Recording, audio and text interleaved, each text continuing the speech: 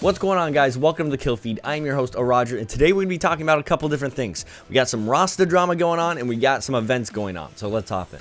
So first up in the news, the Eleague actually started this week. Tuesday, Wednesday, and Thursday, it was streamed on twitch.tv, and they whittled all the teams down to Cloud9 and Luminosity. Those two teams are actually going to be competing tonight on TBS at 7 p.m. It's going to be amazing. It's the very first time we're seeing Counter-Strike on live TV for the Eleague. Go out, show your support for it. It's going to be absolutely amazing. I already have it DVR'd, and I'm probably going to have it up on Twitch as well, just to get all the viewership and just bump it up in ratings and all that kind of stuff. So definitely tune into that. It's going to be a first match, and whoever wins that match is actually guaranteed a spot in the playoffs for week 9 and 10. It's going to be absolutely amazing. Make sure you don't miss it.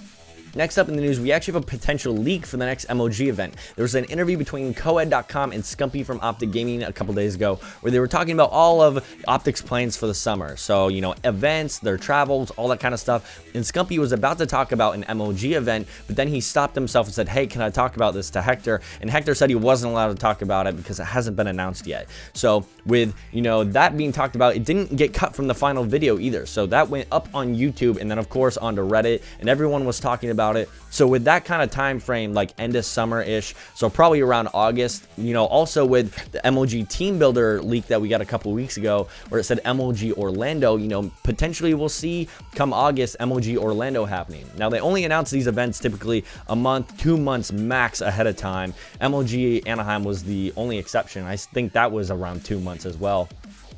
You know, so we'll probably see the announcement come right after Anaheim or right before the finals at Anaheim. That's what they used to do, is right before the final like game or match of the event, they would announce the next event. So, and then tickets would go on sale a couple weeks later and all that kind of stuff. So maybe we'll see something announced at Anaheim, or it'll most likely be a couple weeks after. So yeah, tune in for that.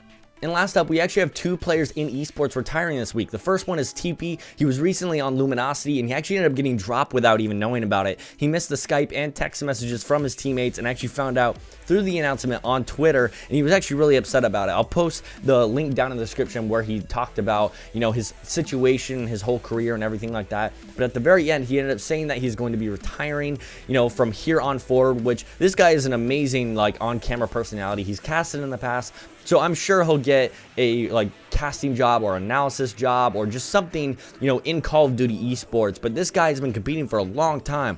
This guy's been competing. He was on one of the most dominant teams when I came into esports, which was Black Ops 1. He was on Leverage at the time with Scumpy, Aches, and Bobby, and they actually ended up winning MLG Anaheim as well. So, you know, this guy's accomplished so much while he's been in esports, and now he's, you know, finally retiring, going to be moving in to, you know, the other side of competing, or esports, which is going to be really awesome to see. And then we also have Ogre 2, who's been competing for over a decade at this point. He announced that he's going to be retiring this week. You know, a lot of people were really upset, and Twitter and Reddit actually blew up once he said he was going to be retiring, because this guy, when you think esports, he is one of the top names that you think of. He's one of the most professional people in esports, and he's been competing for a long time. So kudos to you guys. I hope you guys have good retirements, and you guys are going to be really good in the industry and just drive esports to be even better than it is now.